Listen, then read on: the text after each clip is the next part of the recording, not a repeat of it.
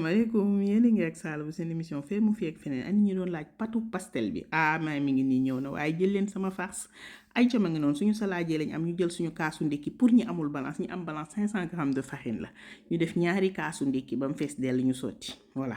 daal di koy gas def ci benn cuillère à soupe de sucre benn cuillère à café de sel jeex na tàkk ñu daal ci def 5 cuillères à soupe d'huile neutre ñu jël benn kaasu ndox teg sotti ci benn nen gis nga kaasu ndox bi nag du lépp la ñuy utiliser ñi nga xamante ni bii dañu yor balance 220 millilitres la ñuy soxla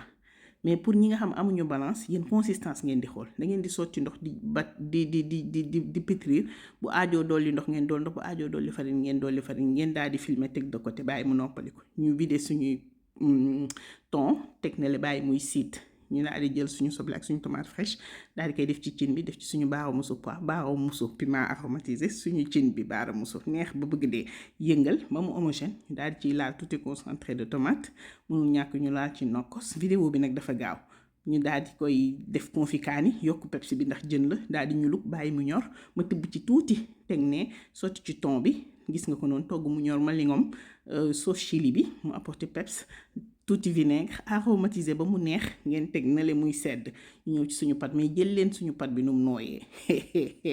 ñu daal di effleurer def ci farine daal di koy étaler voilà boo étaler ba mu normal nga jël sa emporte-pièce daal di dagg voilà boo jëlee emporte-pièce bi dagg teg ne suñu farce sedd na li ngay def mooy étaler waat ba mu gën a tàcc pour mu xaj ci dërukaayu fataay bi nga daal di tooyal ndox gis nga ko daal di tëj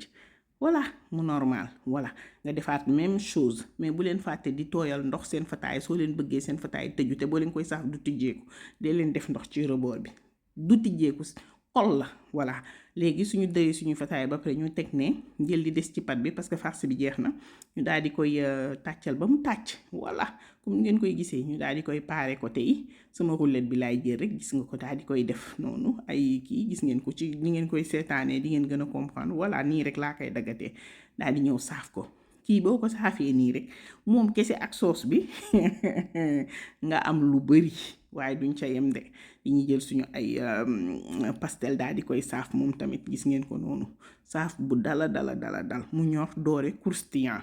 voilà ñu daal di koy seppi teg na li ci papier absorbant mu absorbé excédent d'huile bi voilà gis ngeen ko noonu pare nañu ñu daal di leen koy indi loolu mënul ñàkk sama digganteeg yéen ngeen xool texture ba waaw jël leen loolu croustillant la affaire bi def